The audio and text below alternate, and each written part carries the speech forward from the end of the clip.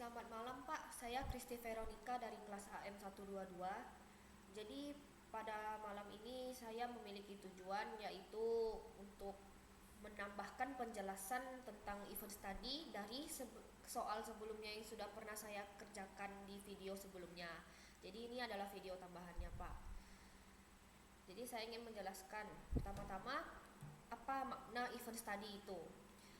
Makna event study bagi saya adalah suatu metode yang dipergunakan untuk mengukur dari dampak suatu peristiwa terhadap harga atau nilai perusahaan. Biasanya, event study ini digunakan pada ilmu keuangan atau bidang ilmu ekonomi, di mana untuk menilai reaksi pasar terhadap info-info baru. Dan juga info ini biasanya didapat dari pengumuman kebijakan pemerintah, dari skandal-skandal yang ada, dan juga perubahan manajemen di perusahaan atau entitas yang sering sekali banyak kita dengar di berita-berita, sehingga itu memancing kita untuk mencari informasi lebih terhadap kasus-kasus yang terjadi.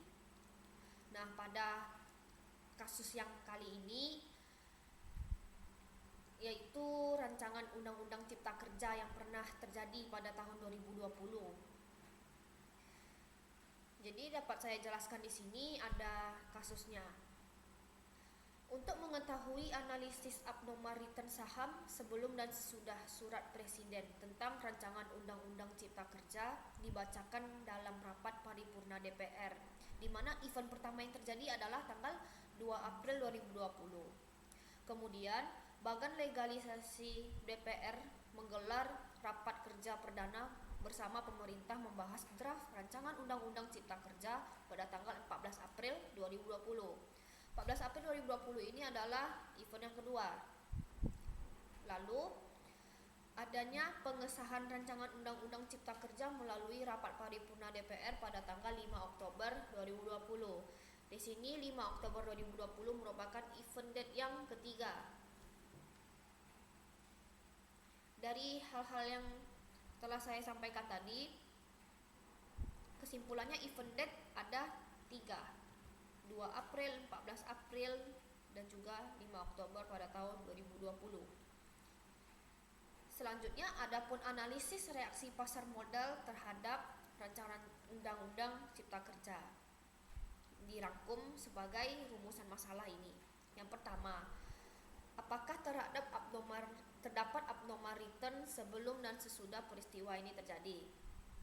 Yang kedua, apakah terdapat perbedaan abnormal return sebelum dan sesudah peristiwa ini terjadi? Yang ketiga, apakah terdapat perbedaan TVA, yaitu Trading Volume Activity, pada peristiwa yang terjadi ini? Adapun tujuan penelitian juga 3, yaitu untuk menguji abnormal return sebelum dan sesudah peristiwa terjadi. Yang kedua, untuk menguji perbedaan abnormal return sebelum dan sesudah peristiwa terjadi. Yang ketiga, untuk menguji perbedaan TVA, Trading Volume Activity, pada peristiwa yang terjadi. Adapun hipotesisnya juga 3 yang dapat saya jelaskan, yaitu terdapat abnormal return sebelum dan sesudah peristiwa terjadi. Selanjutnya, yang kedua, terdapat perbedaan abnormal return sebelum dan sesudah peristiwa terjadi. Yang ketiga, terdapat perbedaan TVA, Trading Volume Activity, pada peristiwa yang terjadi. Jadi, sebelum mengerjakan kasus event study ini, dibutuhkan 2 data. Yang paling utama yaitu data harga dan data volume. Data harga saham itu seperti ini bentuknya. Ini semua bisa kita dapatkan dari internet. Di sini datanya juga lengkap ya, termasuk lengkap. Kemudian yang kedua ada data volume. Data volume ini juga didapat dari internet, dari yang ACES sampai dengan Wika. Di situ di bawahnya juga ada listed share.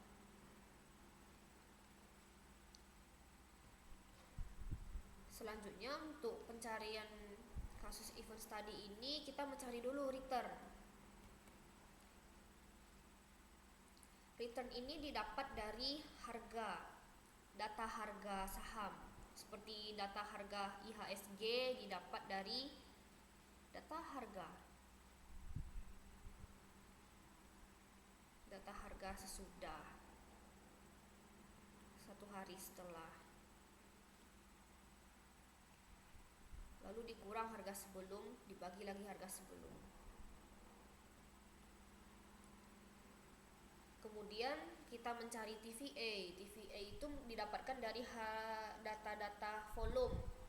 Volumenya itu volume yang ada di sini, sesuai dengan sahamnya, lalu dibagi dengan listed share. Contoh ACES ini ya, volume ACES pada 26 Maret 2019 dibagi dengan listed share. Ini dibagi dengan listed share di bawah ini. Selanjutnya ke event study-nya ada 3 tanggal yang akan dikerjakan ya. Yang pertama mencari expected return. Yang pertama-tama kita ambil dulu alfa sama betanya. Alfa sama beta ini dapatnya dari perhitungan return.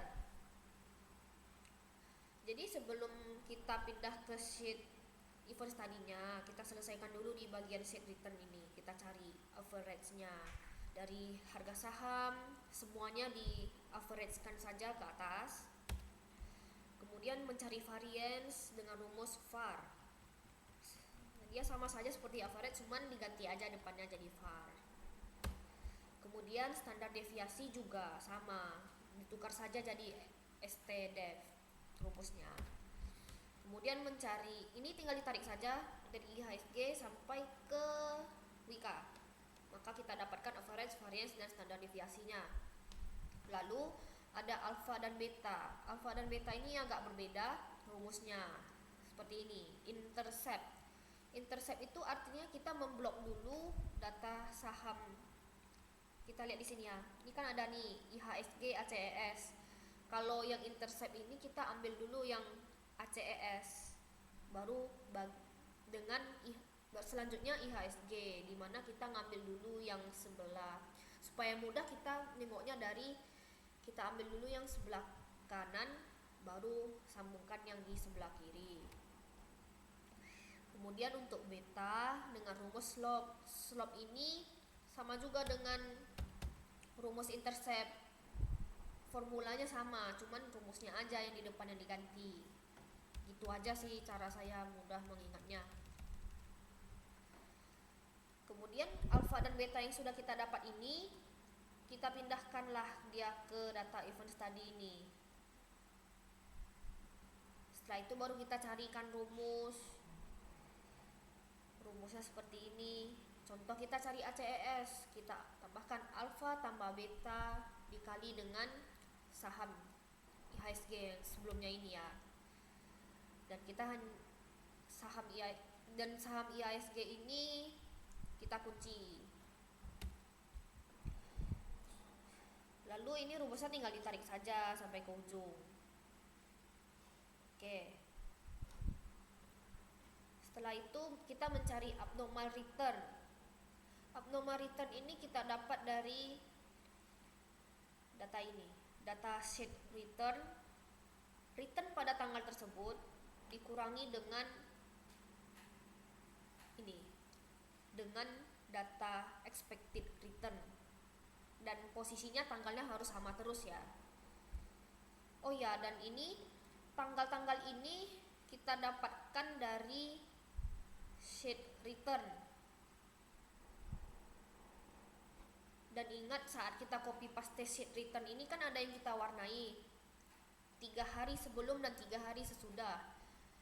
Jadi di tengah-tengah ini jangan kita ambil pindahin ke sheet yang akan kita kerjakan, karena yang sedang kita kerjakan itu. Jadi data yang kita kerjakan itu tidak masuk di tengah-tengah 3 hari sebelum dan 3 hari sesudah. Selanjutnya kita mencari standardized abnormal return. Standardized abnormal return. Jadi kita hitung dari abnormal return dibagi dengan Oke, saya lanjutkan standardized abnormal return. Ini dapat dari rumus abnormal return dibagi dengan return yang sesuai tanggal. Kemudian ditarik saja rumusnya. Kemudian mencari trading volume activity atau TVA. Itu rumusnya seperti ini. Sama dengan ambil saja dari TVA data yang ada dari sheet sebelumnya. Dan ini juga ditarik rumusnya sampai ke ujung, disesuaikan dengan tanggal yang ada. Kemudian standardized abnormal return SAR. Ini ambilnya dari data TVA di atas ini dibagi dengan data TVA pada sheet TVA sesuai dengan tanggal juga. Ini saya buka saja. Ini dia 2 April. Dan 3 hari sebelum dan 3 hari sesudah 2 April. Oke. Selanjutnya setelah kita hitung dengan cara manual, ini rumus-rumus hitung manualnya.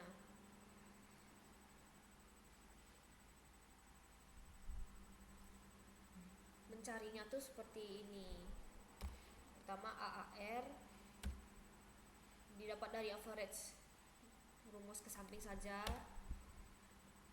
Kemudian SAAR juga dari standar deviasi, rumusnya dari samping saja langsung ditarik. Lalu CAAR ini seperti ini, langsung saja. Lalu dicari 3 hari sebelum dan 3 hari sesudah, dikurangin selisihnya. 2 hari sebelum dan 2 hari setelah, dikurangin selisihnya. Lalu 1 hari sebelum dan 1 hari setelah 2 April ini dicari selisihnya. Ini pun kita average saja dan juga pakai rumus standar deviasi. Oke. Setelah itu hitung T-nya seperti ini. Average dibagi dengan standar deviasi dengan rumus XQRT 3. Lalu supaya mempermudah kita buat saja tabel di sampingnya.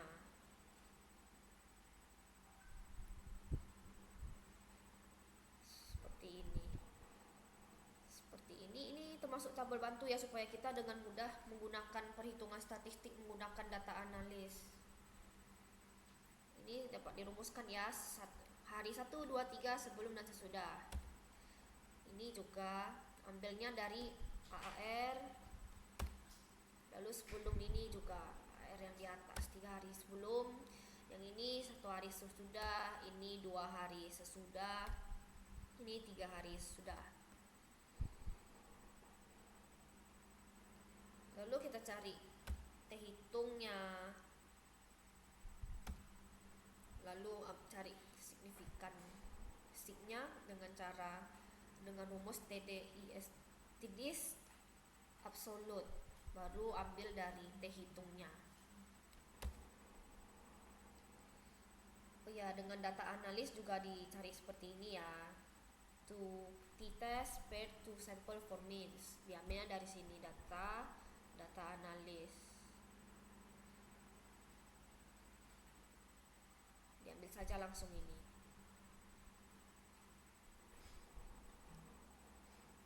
Ya, contohnya seperti ini saja. Ini di blok.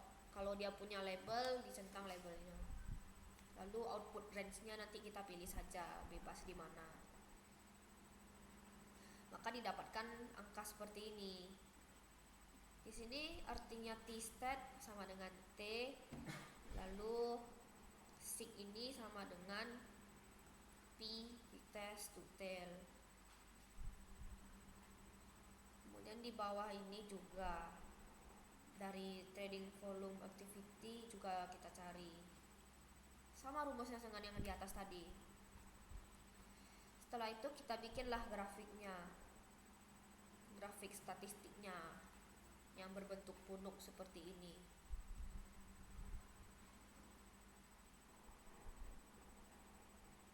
Setelah itu bikin grafik seperti ini, didapat dari AR dan CAR. Kita ambil juga dari sini sih, sama saja datanya, tinggal dipindahkan saja.